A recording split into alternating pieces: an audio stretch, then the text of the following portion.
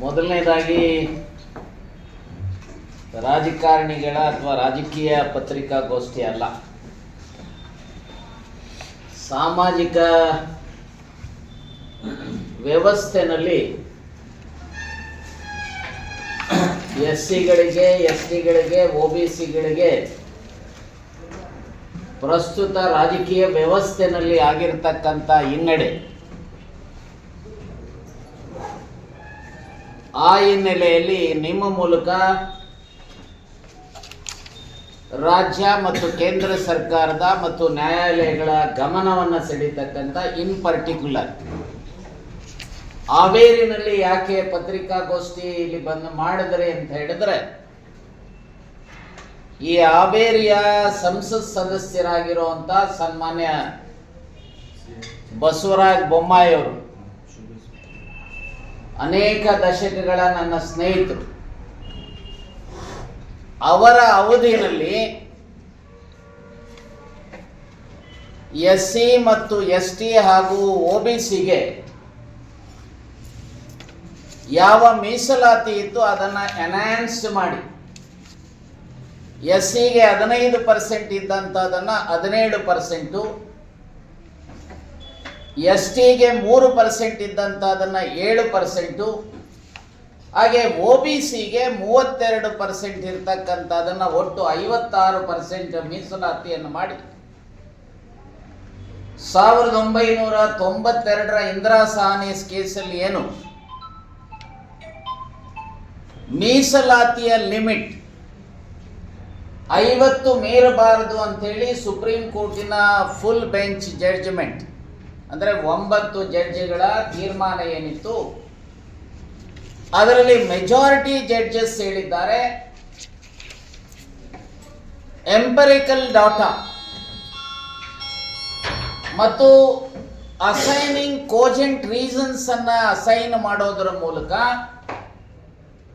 ಯಾವ ವರ್ಗಗಳು main ಸ್ಟ್ರೀಮ್ಗೆ ಬರುವಂತಹದ್ರಲ್ಲಿ adequate representation ಅನ್ನ ಶಿಕ್ಷಣದಲ್ಲಿ ಮತ್ತು ಉದ್ಯೋಗದಲ್ಲಿ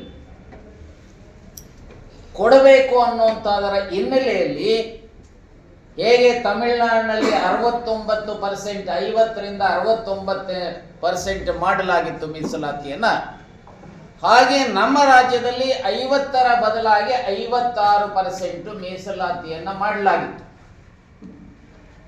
ಈ ಮೀಸಲಾತಿ ಅಷ್ಟು ಹೆಚ್ಚಿಗೆ ಆಗಬೇಕಾದ್ರೆ 19th ಏಪ್ರಿಲ್ 1991 ನಮ್ಮೆಲ್ಲರ ಹೋರಾಟದ ಹಿನ್ನೆಲೆಯಲ್ಲಿ, ಮೋರ್ ಪರ್ಟಿಕ್ಯುಲರ್ಲಿ ರಾಮಕೃಷ್ಣ ಹೆಗಡೆ ಅವರ ಸರ್ಕಾರದ ರೆಕಮೆಂಡೇಶನ್ ಅನ್ನ ಚಂದ್ರಶೇಖರ್ ಅವರು ಈ ದೇಶದ ಪ್ರಧಾನಮಂತ್ರಿಗಳಾಗಿದ್ದಂತಹ ಸಂದರ್ಭದಲ್ಲಿ ನಾನು, ಸನ್ಮಾನ್ಯ ಮಾಜಿ ಮಂತ್ರಿಗಳಾದಂಥ ವೀರಣ್ಣ ಅವರು ಇನ್ನಿತರ ನಾಯಕರ ಪ್ರಯತ್ನದಿಂದ ರಾಷ್ಟ್ರದಲ್ಲಿ ಪ್ರಧಾನಮಂತ್ರಿಗಳು ಚಂದ್ರಶೇಖರ್ ಅವರಾಗಿದ್ದಂತಹ ಸಂದರ್ಭದಲ್ಲಿ ದೇವೇಗೌಡ ಇನ್ನಿತರ ನಾಯಕರ ಹಿನ್ನೆಲೆಯಲ್ಲಿ ನಾಯಕ ಸಮಾಜದ ಪರ್ಯಾಯ ಪದಗಳನ್ನು STಗೆ ಸೇರಿಸಿ, ಅದರ ಪರಿಣಾಮ ಈ ರಾಜ್ಯದಲ್ಲಿ ST ಪಾಪ್ಯುಲೇಷನ್ನು 7%ಗೆ ಬಂತು. ಆದರೆ 91ರಿಂದ ಇಲ್ಲಿವರೆಗೂ ಸಹ 3% ST ಇತ್ತು. ಹಾಗೆ SC 2011ರ ಪಾಪ್ಯುಲೇಷನ್ ಬೇಸಿಸ್ ಮೇಲೆ 17.1% ಇದ್ದರು. ಸೊ ಅದರ ರಿಸರ್ವೇಷನ್ 15% ಇತ್ತು. ಸೊ ಈ ಕಾರಣದ ಹಿನ್ನೆಲೆಯಲ್ಲಿ ನಿಮಗೆ ಬಹುಶಃ ಕೆಲವು ಅಂಕಿಅಂಶಗಳನ್ನು ಕೊಡಲಿಕ್ಕೆ ಬಯಸ್ತೇನೆ. ಈ ದೇಶದಲ್ಲಿ ಸುಮಾರು 15.05 2011 ಸೆನ್ಸಸ್ ಪ್ರಕಾರ SCಗಳಿದ್ದಾರೆ. ರಾಷ್ಟ್ರ ಮಟ್ಟದಲ್ಲಿ 15% ರಿಸರ್ವೇಷನ್ SCಗೆ ಕೊಟ್ಟಿದ್ದಾರೆ.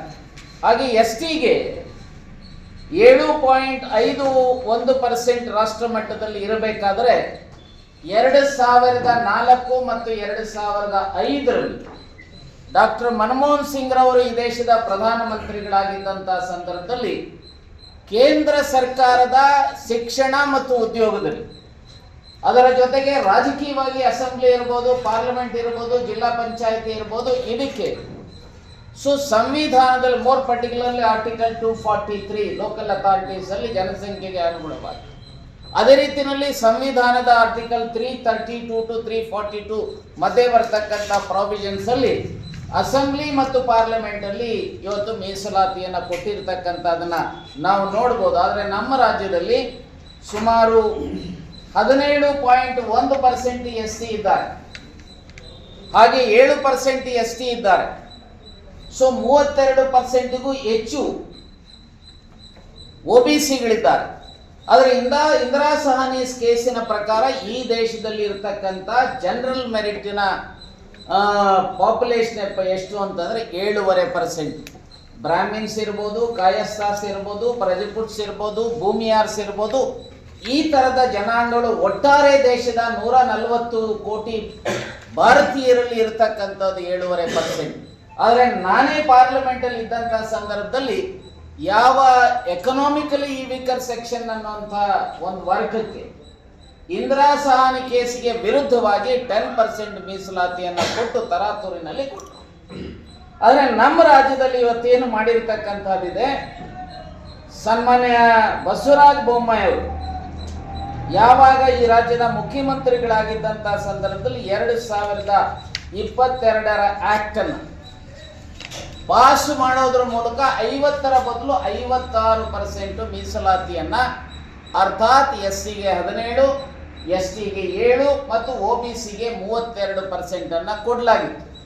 ಆ ಕೊಟ್ಟಿರ್ತಕ್ಕಂಥದ್ದನ್ನು ನೋಡಿ, ಬಸವರಾಜ ಬೊಮ್ಮಾಯಿ ಅವರ ಸರ್ಕಾರದ ಅವರ ಪರವಾಗಿ ನಿಮಗೆ ಈಗಾಗಲೇ ಒಂದು ಪತ್ರ ಕೊಟ್ಟಿರ್ತಕ್ಕಂಥದರ ಹಿನ್ನೆಲೆಯಲ್ಲಿ ದಿನಾಂಕ 23 ಮಾರ್ಚ್ 2023 ನಮ್ಮ ರಾಜ್ಯದ ಆಗಿನ ಚೀಫ್ ಸೆಕ್ರೆಟರಿ ಆದಂಥ ವಂದಿತಾ ಶರ್ಮಾ ಅವರು ಕೇಂದ್ರ ಸರ್ಕಾರಕ್ಕೆ ಪತ್ರ ಬರೆದಿದ್ದಾರೆ. ಆ ಪತ್ರವನ್ನು ನಿಮಗೆ ಕೊಟ್ಟಿದ್ದೆ. ಈ ಯಾವ ಆಕ್ಟ್ ಇದೆ, act number 1 of 2023, namely the Karnataka SC and ST reservation of seats in education institutions and of the appointments or posts in the services under the State Act 2022 for inclusion in Schedule 9th of the Constitution of India in accordance with the provisions of the Constitution anteli. So on behalf of the Karnataka government, this letter was written by none other than the Chief Secretary of Karnataka. So ಇದರ ಮೇಲೆ next ನಿಮ್ಮ first ಪೇಜಲ್ಲಿ ಇರ್ತಕ್ಕಂಥದ್ದನ್ನು ನೋಡಿ. So ಯಾರು ಕೇಂದ್ರ ಸರ್ಕಾರದ ಅಜಯ್ ಬಳ್ಳ ಇವರು ಕೇಂದ್ರ ಸರ್ಕಾರ 2023ರಲ್ಲಿ ಗೃಹ ಕಾರ್ಯದರ್ಶಿಗಳಾಗಿದ್ದಂಥವರು. ಸೊ ಅವರು ಏನು ಹೇಳ್ತಾರೆ, ನಮಗೆ ಗೃಹ ಇಲಾಖೆಗೆ ಕಳಿಸಿದ್ದೀರಿ, ಇದನ್ನ as you are well aware matters relating to reservation of the SC and ST communities in education institutions and to in government services are dealt by the Ministry of Social Justice and Empowerment and by the Ministry of Tribal Affairs ಅಂತ ಹೇಳಿ ಅವರಿಗೆ ಹಾಕಿದ್ದೇವೆ.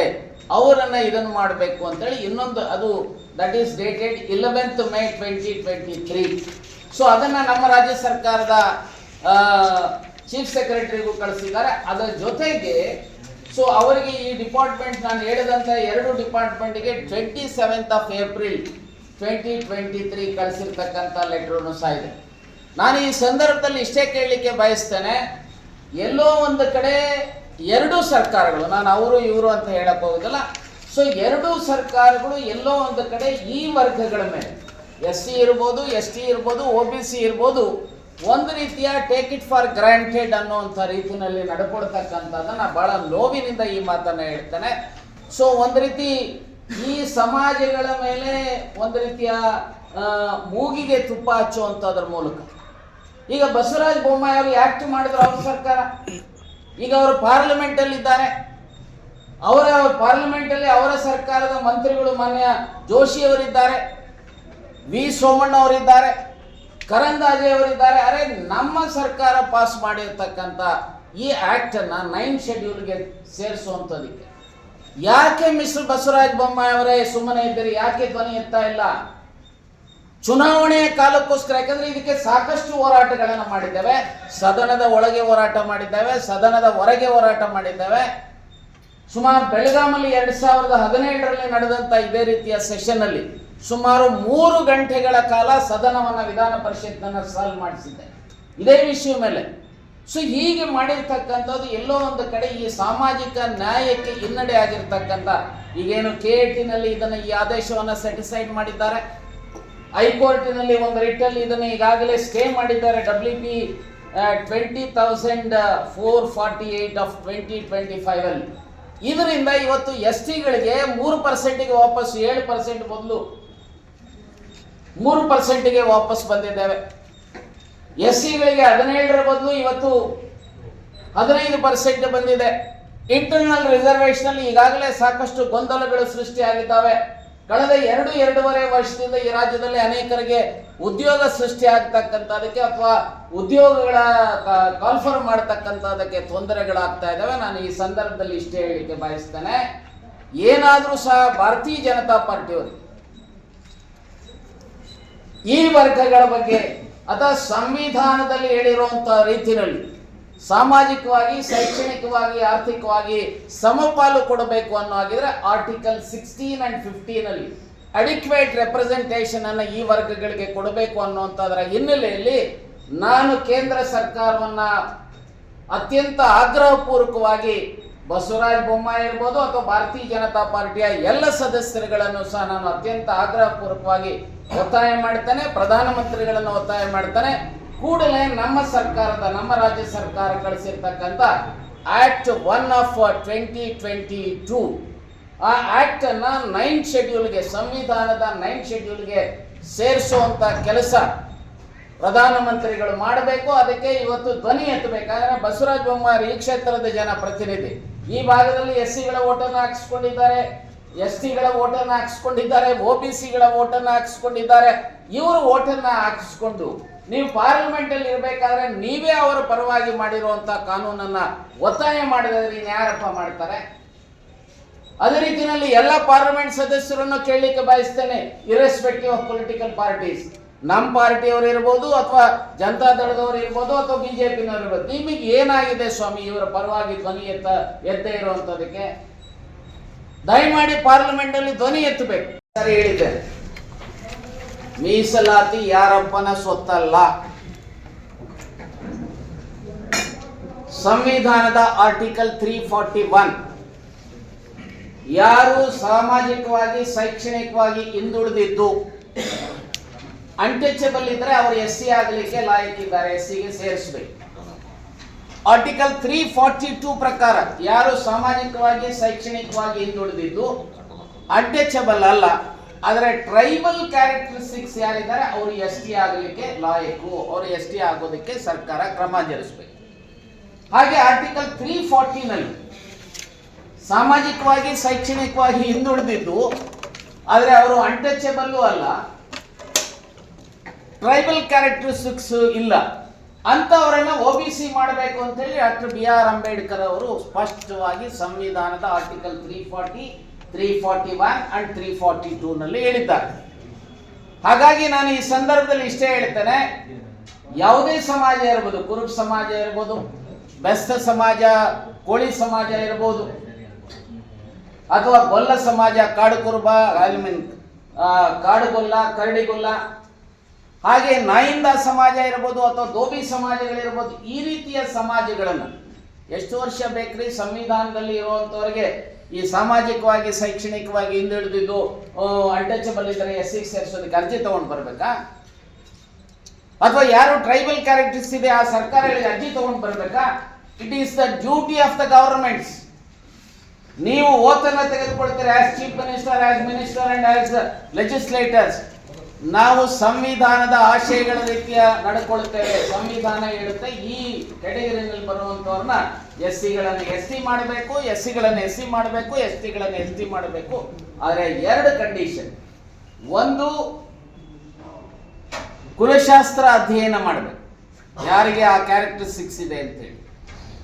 2ನೇದು, ಯಾರನ್ನ ಸೇರಿಸ್ತಾರೆ. Suppose ನಾಳೆ ಕುರುಬರನ್ನ STಗೆ ಸೇರಿಸೋದಾದಲ್ಲಿ ಈಗ ಇರೋಂಥ 7ನೇ 3 ತಂದಿದ್ದಾರೆ, ಮತ್ತೆ ಇನ್ನೊಂದು 7% 6% ಇಲ್ಲಿ ತಂದು ಹಾಕಿದ್ರೆ ಸುಮಾರು 12-14% ಜನ ಕಿತ್ತಾಡಕ್ಕಾಗತ್ತಾ? ನಾನು ಸ್ಪಷ್ಟ ಹೇಳ್ತೇನೆ, ಕುರುಬರನ್ನು ಸೇರಿಸ್ಲಿ, ಗೊಲ್ಲರನ್ನು ಸೇರಿಸ್ಲಿ, ಬೆಸ್ತರನ್ನು ಸೇರಿಸ್ಲಿ, ಮತ್ತೊಬ್ಬರನ್ನು ಸೇರಿಸ್ಲಿ, ಆ ಸೇರಿಸುವಂತಾದ್ರ ಆದೇಶದಲ್ಲಿ ಅವರು OBC-ನಲ್ಲಿ ಬಿಟ್ಟು ಬರುವಂತ ಪರ್ಸೆಂಟೇಜ್ ಏನಿದೆ ಆ ಪರ್ಸೆಂಟೇಜನ್ನ ಸೇಮ್ ಡೇ ಈ ST-ಗೆ ತರಬೇಕು. ಅಂದ್ರೆ ಅವರ ತಟ್ಟೆ ಮತ್ತು ಅವರ ಅನ್ನವನ್ನು ತೆಗೆದುಕೊಂಡು ಬಂದ್ರೆ ನಮ್ಮ ತಟ್ಟೆ ನಮ್ಮ ಅನ್ನ ಇರ್ತಕ್ಕಂಥದ್ದು ಒಟ್ಟಿಗೆ ಕುಳಿತುಕೊಂಡು ಸಾಮೂಹಿಕ ಸಹಭಾಗಿತ್ವದ ಸಾಮೂಹಿಕ ಊಟವನ್ನು ಮಾಡ್ತಕ್ಕಂಥದಕ್ಕೆ ನಾವು ಸಿದ್ಧರಿದ್ದೇವೆ. ನಾವು ಯಾರು ಸಹ ವಿರೋಧಿಗಳಲ್ಲ. ಯಾರು ಬೇಕಾದರೂ ಸಹ ಆ ಕಾನೂನಿನ ಚೌಕಟ್ಟಿನಲ್ಲಿ SC-ನೋ ST-ನೋ ಆಗ್ತಾರೆ ಅಂತ ಹೇಳಿದ್ರೆ ಅವರನ್ನ ಸ್ವಾಗತ ಮಾಡುವಂತ ನಾನು ಅನೇಕ ಸಂದರ್ಭದಲ್ಲಿ ವಿಧಾನ ಪರಿಷತ್ನಲ್ಲಿ ಇರ್ಬೋದು, ಸಾರ್ವಜನಿಕವಾಗಿ ಹೇಳಿದ್ದೇನೆ. ಉದಾಹರಣೆಗೆ